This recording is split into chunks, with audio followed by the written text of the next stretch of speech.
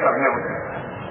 ऐसे फैसले जमहूरियत में हर मौके पर आते हैं और यकीनन 5 साल के बाद जब सब सामने लोग आते हैं और अपना रिकॉर्ड लेकर आते हैं और जो आगे के मंसूबे हैं वो लेकर आते हैं, तब ये फैसला करना होता है।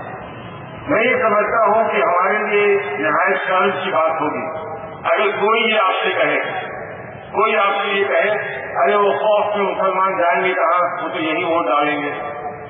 मैं समझता हूँ ये हमारे लिए बड़ी शर्म की बात होगी अगर हम ये समझें कि हमको जकड़ कर किसी ने ऐसा बांध दिया है कि सिर्फ उसी का हक बनता है कि हम सारा वोट उस पर डालें, वोट सिर्फ उस पर डालें, वोट का फैसला सिर्फ उसके लिए करिए जिस पर आपको पूरा भरोसा हो कि हाँ मेरे बच्चों की जिंदगी ये कुछ बेहतर करेगा, मेरे मुल्क को ये लोग कुछ मजबूत बनाएंगे।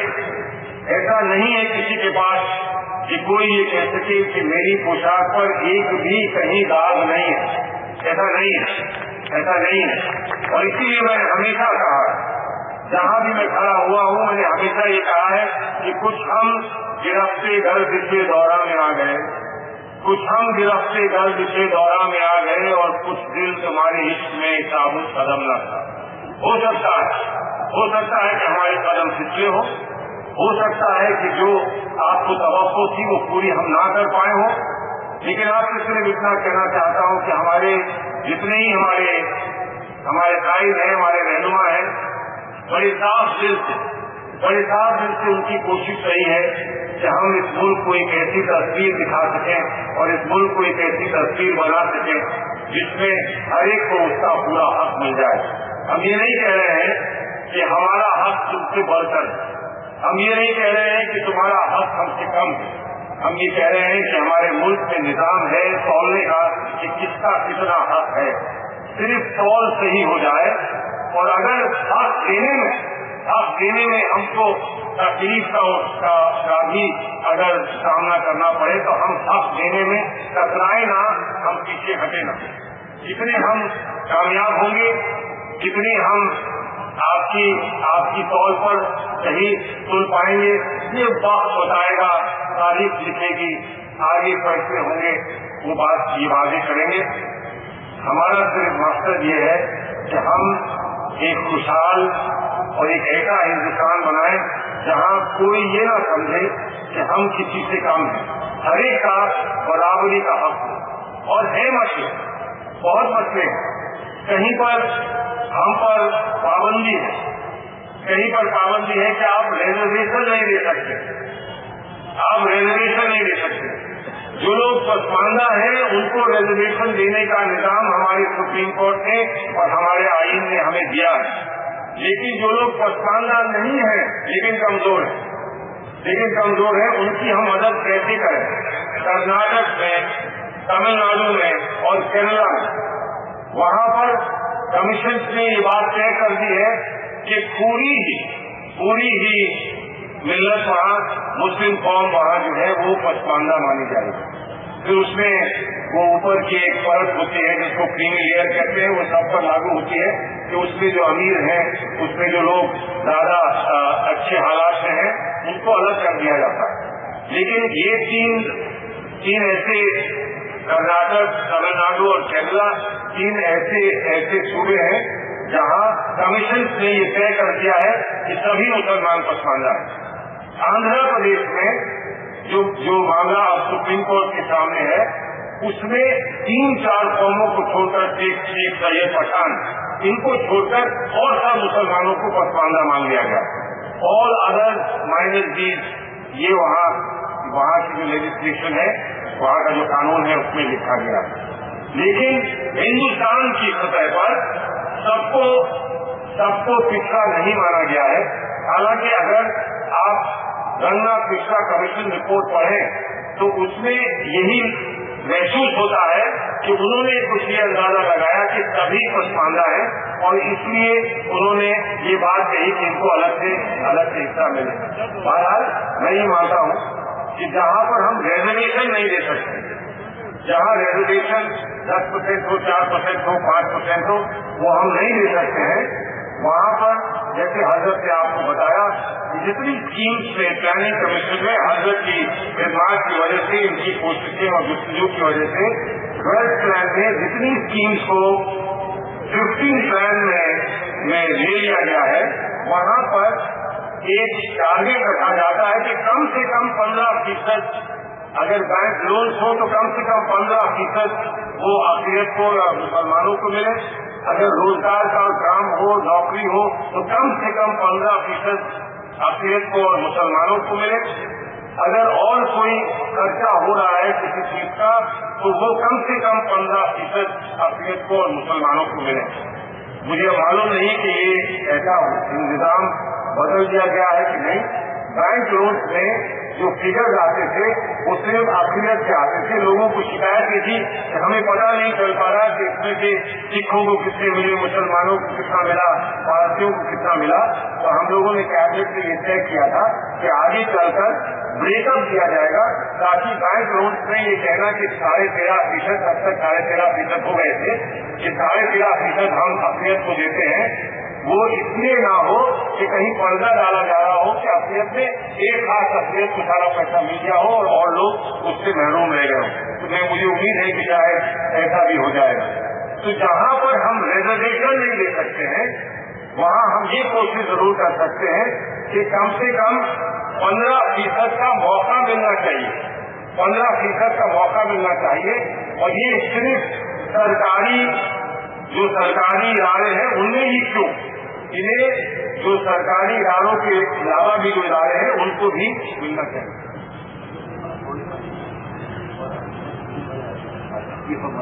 मुझे बताया कि वो हम जो कोशिश कर रहे थे वो मान लिया गया है। अब वो तफसील में सारे फिगर्स दिए जाते हैं, ताकि हर मजहब के लोगों को कितना बैंकों से पैसा मिला है या कितना रोजगार मिला है वो अलग अलग फहरिस्त में दिया जाता है।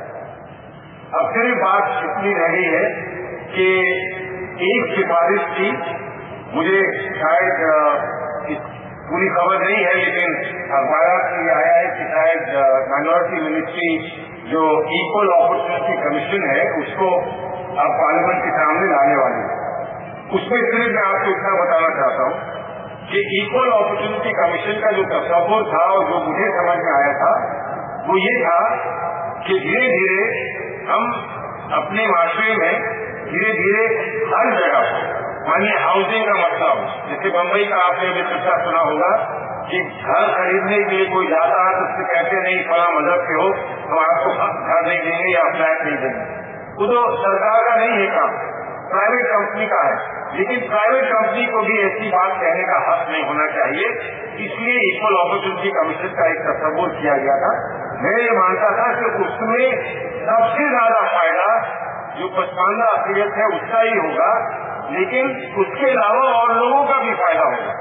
और मैंने ये हमेशा माना है कि जहां भी निजाम में हिंदुस्तान के सभी लोगों को एक साथ खड़ा करके कहा जाएगा कि सबको बराबर का हिस्सा मिलेगा, ऐसा नहीं कि एक कमरे में मुसलमानों को बंद कर लें और एक कमरे में हिंदुओं को बंद कर लें, पहले एक कमरे में जाएं फिर दूसरे कमरे में जाएं और एक को दूसरे के बारे में कुछ पता ना हो। एक ही कमरे में हिंदू मुसलमान सिख ईसाई सब रहे और सबके सामने बराबर की तौर से सब लोगों को मिले। ये हम समझते थे इक्वल अपॉर्चुनिटी कमीशन ऐसा करेगा कि सब लोगों को बराबर के हक मिले और हर जगह बराबर के हक मिले। स्कूल में अगर एडमिशन लेना हो तो बराबर का हक मिले, अगर किसी कंपनी में काम करना हो तो बराबर का हक मिले, अगर कोई कॉन्ट्रैक्ट सरकार से मिलना हो तो बराबर का हक मिले, अगर कहीं और कुछ और बात हो रही हो तो बराबर का हक मिले। लेकिन कुछ लोग इस बात को नहीं समझ पा रहे थे, तो उन्होंने ये कहा कि नहीं, इस कानून को आप महदूद रखिए सिर्फ मुसलमानों तक या अक़लियत तक, इसको आप महदूद रखिए, क्योंकि कल्चर कमेटी ने इसकी सिफारिश की। मेरा ये मानना है कि एक ऐसा कानून जो मुसलमान को भी हक दे, ईसाई को भी हक दे और साथ ही साथ उस हिंदू भाई को भी हक दे जो पिछड़ा हुआ है या जिसको मौका नहीं मिल रहा। और ये कहना मैं समझता हूँ मुमकिन नहीं है इस मुल्क में कि इस मुल्क में कोई हिंदू नहीं है जिसको मौका नहीं मिलता। और अगर ऐसे हिंदू इस मुल्क में ना होते तो हजरत अपनी अकेडमी में एक हिंदू बच्चे को पढ़ाकर IAS का इम्तिहान न दिला रहे होते, वो पहले ही बन गया होता IAS का।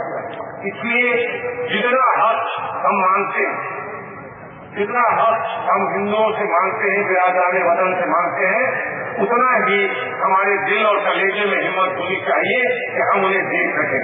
और ये कोई नई बात नहीं है, हमने दिया है, हमने सरहद पर दिया है, हमने आजादी की लड़ाई में दिया है, हमने किसी मौजू पर हम पीछे नहीं रहे हैं। हम कहीं भी नजर दौड़ा कर देख लें, हम हमेशा मुल्क की खिदमत में सबसे आगे रहे। तो आज हम ये गलती ना करें, आज हम ये गलती ना करें कि कोई हमको इस नजर से देखे कि हमें औरों से अलग रखकर हमें कुछ खुराक मिल जाए और कहे कि अब तुम इस बात से खुश रहो। हमें वही दौड़ दौड़नी है जहाँ और खिलाड़ी खड़े हैं, जहाँ और दौड़ने वाले खड़े हैं। एक साथ ही हमें दौड़ना है, इसलिए कि हम जानते हैं हमें दौड़ना आता है। हम ये ना भूलें जब मिल्खा भाग बनानी थी तो फरहान अख्तर भी मिले थे जो मिल्खा की तरह भाग कर दिखा सकते थे और वो फिल्म बना सकते थे। ये हम मान लें कि हम सिर्फ वही फिल्म बनाएंगे जहाँ किरदार हमारा किसी मुसलमान कैरेक्टर के बारे में होगा तो हम अपने आप को महदूद कर देंगे और एक छोटी सी कोठरी में बंद कर लेंगे। हमारा हक बनता है कि हम पूरे चमन में चारों तरफ दौड़े, हमारा हक बनता है कि हर फूल की खुशबू हम सूंघे, हमारा हक बनता है कि हर पेड़ को हम सीखें, हमारा हक बनता है कि हम सब एक जबान में एक आवाज में कह सकें कि चमन हम सबका है, इसकी हिफाजत हम सब साथ करेंगे। खुदा है।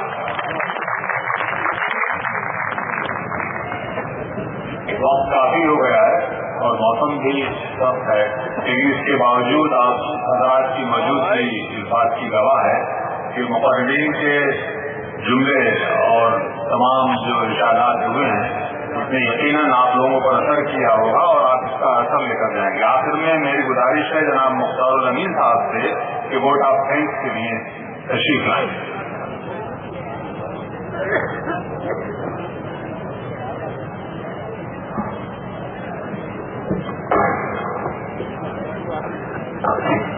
जनाब हजरत रही साहब, सलमान खुर्शीद साहब और बुजुर्गों दोस्तों, हजरत साहब से बहुत करीबी ताल्लुक है, बहुत करीब से मैंने इनके कुछ देखा है, इनके चेहरे को समझा है। जिस तरह की एजुकेशन में और खासकर मुसलमानों में एजुकेशन को लाना चाहते हैं, उसको बयान करने के लिए और उसकी तारीफ करने के लिए, उसके बारे में कुछ कहने के लिए कोई भी अल्फाज छोटे पड़ जाएंगे। मैं सलाम करता हूँ इनके जज्बे को और खुदा से दुआ करता हूँ अल्लाह इनकी सेहत जिस तरह से दौड़ भाग करते हैं, जिस तरह से ये महीनों घर से दूर रहते हैं, दरअसल बहुत मुश्किल है ऐसे कोई दूसरा इंसान मिलना। मैं इनका शुक्रिया अदा करता हूँ कि इन्होंने इस जलसे के लिए कानपुर शहर को चुना और हम इसकी वजह से हम सब लोगों को आज गवर्नमेंट की जो स्कीम का पता चला कि क्या क्या हम कार्यों की स्कीमों से ले सकते हैं। मैं इनका बहुत बहुत शुक्रगुजार हूँ। मानते सलमान साहब, हजरत साहब ने मुझे अक्सर बताते रहे हैं कि इनके मिशन में किस तरह से सलमान साहब का सपोर्ट हमेशा मिलता रहा है। जहाँ भी जो प्रोग्राम किया, जहाँ भी जाने की बात कही, चाहे वो गवर्नमेंट में हो चाहे वो कोर्ट में हो, सलमान साहब ने हमेशा हजरत का साथ दिया। फिर आज भी समझ लीजिए कि इस प्रोग्राम के लिए वो फरुखाबाद से चल के आए हैं, ड्राइव करके आए हैं, वो प्रोग्राम के बाद वापस फरुखाबाद अभी रात में जा रहे हैं। आपने देखा कि उनको भी अभी उनको करीब 5-6 घंटे की ड्राइव करनी पड़ेगी रात में, लेकिन उन्होंने फिर भी बहुत इत्मीनान से सब बातें सुनी और बहुत इत्मीनान से अपनी बात को कहा।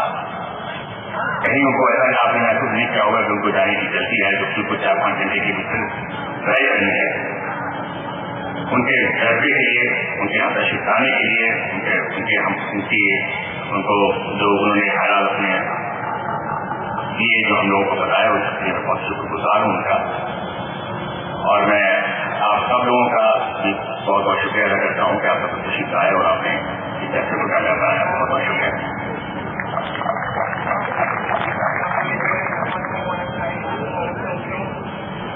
इसके साथ ही जलसे के खात्मे का ऐलान किया जाता है। बहुत बहुत शुक्रिया। मेरी गुजारिश है हजरत साहब से कि दुआ फरमाएं। आप लोग तशरीफ रखें, दुआ फरमाएंगे हजरत साहब। बिस्मिल्लाहिर्रहमानिर्रहीम। اللهم صل على سيدنا مولانا محمد وعلى آل سيدنا مولانا محمد وسلم। یا علی ہماری تمام کوششوں کو خیر و برکتوں کی نواز دے۔ یا اللہ ان تمام مریض کو پوری پریشوں میں اصلاح کے حامل نصیب فرما، اور اللہ تمام قادری اور باقی مثبت تعمیرات اور فتح و نصرت ہے اللہ، اور اپنی مدد شامل حال فرما دے۔ اللہ امت مسلمہ کے لیے اور ہندوستان کی تمام رہنے والوں کے لیے اے اللہ خوشحالی اور امن اور سلامتی کے لیے دروازے ہمیشہ ہمیشہ کے لیے کھولے۔ اے اللہ نفرتوں کی دیواروں کو توڑ کر اے اللہ محبتوں کے اور اے اللہ اس چمن کو چمنسار بنا دے۔ ربنا تقبل منا انك انت السميع العليم وتب علينا انك انت التواب الرحيم، وصلى الله تعالى على خير خلقه سيدنا محمد وعلى اله واصحابه اجمعين برحمتك يا ارحم الراحمين۔